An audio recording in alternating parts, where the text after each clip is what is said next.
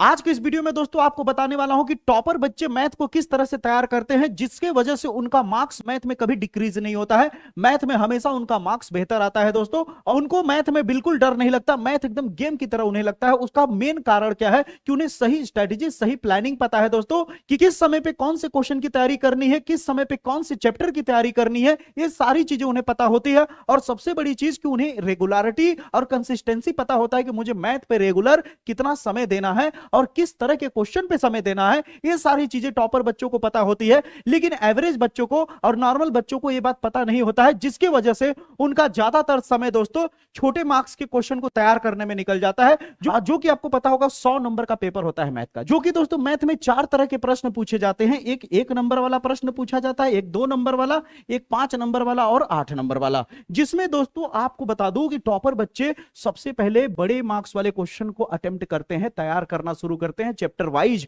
अब आप कहोगे चैप्टर वाइज वो बड़े मार्क्स वाले क्वेश्चन को क्यों तैयार करते हैं, वो रिपीटेड क्वेश्चन को क्यों तैयार करते हैं? इसलिए दोस्तों बड़े मार्क्स वाले क्वेश्चन को तैयार करते हैं क्योंकि आप खुद देख लो, 1 नंबर और 2 नंबर वाले प्रश्न को मिला दिया जाए तो दोनों को मिला करके 26 मार्क्स के प्रश्न पूछे जाते हैं बोर्ड एग्जाम में। 1 नंबर के 10 क्वेश्चन आते हैं, 5 टिक आउट आता है और 5 अति लघु। 2 नंबर के 8 क्वेश्चन पूछे जाते हैं दोस्तों, जो कि कुल मिला के 16 नंबर देता है, जिसमें सबसे ज्यादा समय स्टूडेंट इन्वेस्ट करते हैं 2 नंबर वाले क्वेश्चन पे। क्यों? उन्हें लगता है कि मैं जो क्वेश्चन कर रहा हूं तो बड़े मार्क्स का है, लेकिन वो क्वेश्चन बड़े मार्क्स का नहीं दोस्तों, वो 2 नंबर वाला होता है। सबसे बड़ी चीज होती है ये बात को जानना कि कौन से क्वेश्चन 5 नंबर वाले हैं, कौन से क्वेश्चन 8 नंबर वाले हैं और कौन से क्वेश्चन 2 नंबर वाले हैं।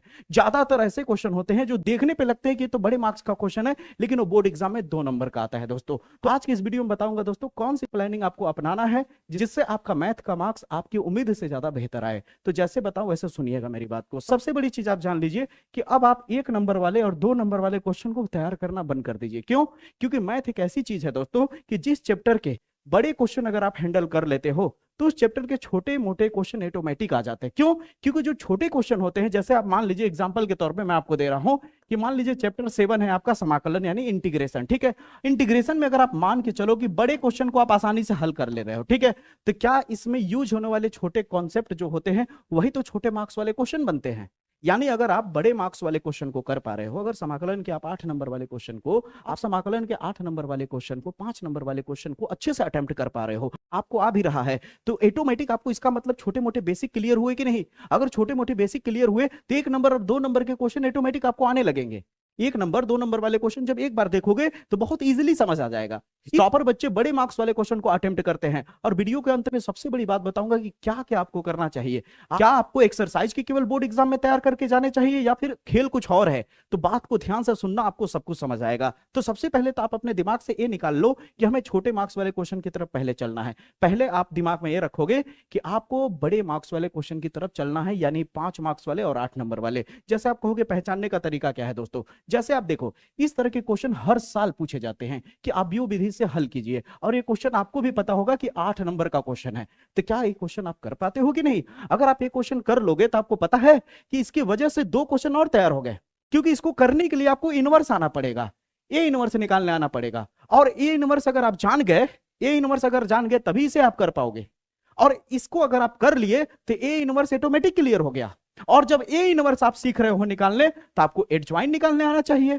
इसकी वजह से एडजॉइन आपका क्लियर होता है। तो उसीलिए तो मैं कह रहा हूं कि अगर आप बड़े मार्क्स वाले क्वेश्चन को पहले अगर आप करना जान जाते हो तो छोटे मार्क्स वाले क्वेश्चन ऑटोमेटिक क्लियर होते चले जाते हैं उस एक्सरसाइज के। इस तरह से टॉपर बच्चे चैप्टर को कवर करते हैं। समझ आई मेरी बातें? शुरू में हर कोई शुरू से स्टार्टिंग से पढ़ता है, स्टेप बाय स्टेप पढ़ता है, एक्सरसाइज बाय एक्सरसाइज पढ़ता है, लेकिन जब बारी आती है तैयारी करने की, जब बारी आती है रिविजन करने की, तो छोटे छोटे क्वेश्चन से स्टार्ट नहीं करता, वो बड़े क्वेश्चन को पहले पकड़ता है उस एक्सरसाइज के जो रिपीटेड हैं। और कहोगे कि बड़े क्वेश्चन वो किस तरह के पकड़ता है सर? तो बड़े क्वेश्चन वो ज्यादातर कोशिश करता है कि 2023, 2024 और 2025 तो मेरे को क्लियर हो ही जाए, बाकी बचेगा समय तो देखा जाएगा। वो सबसे बड़ा चीज करता है कि 3 साल का तो पेपर कम से कम वो करता ही करता है। बहुत सारे बच्चे ऐसे भी होते हैं कि 5 साल के प्रीवियस ईयर पेपर के क्वेश्चन तक को सॉल्व करते हैं। वो अपने ऊपर डिपेंड करता है कि किसकी कैपेबिलिटी कितनी है। समझ आई मेरी बातें? तो सबसे बड़ी चीज आपके दिमाग में क्या आ गया? सबसे बड़ी चीज ये आया कि हमें बड़े मार्क्स वाले चैप्टर वाइज क्वेश्चन को करना है। ऐसा नहीं है कि भगा भगा करना है, चैप्टर वाइज आपको लेके चलना है, लेकिन बड़े मार्क्स वाले क्वेश्चन को पहले,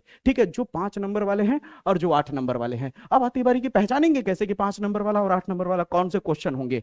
तो सबसे पहले आप क्या करिए, आपके पास अनसॉल्व होगा या मास्टरमाइंड होगा या आपके पास सैंपल पेपर, जो भी होगा आपके पास सुविधा, आप पढ़ रहे हो, मैथ लिए हो तो कुछ तो रखे ही होगे, ठीक है। मेरे कमेंट बॉक्स में ज्यादातर लोग अगर कमेंट किए कि सर मोस्ट इंपॉर्टेंट 5 और 8 नंबर वाले टॉप 40 क्वेश्चन बना करके दे दीजिए, तो आपको बना करके दे भी दूंगा, ठीक है। अब आती है बारी हमें पहचानना कैसे है। तो आपके पास अगर सुविधा है अनसॉल्व का या फिर मास्टरमाइंड का, तो आप वहां पे जा करके 2023, 2024, 2025 में पूछे गए क्वेश्चन को उठाइए और उनको पहले साइड कर लीजिए, जो 5 नंबर वाले हैं और जो 8 नंबर वाले हैं, क्योंकि आएगा उन्हीं में से।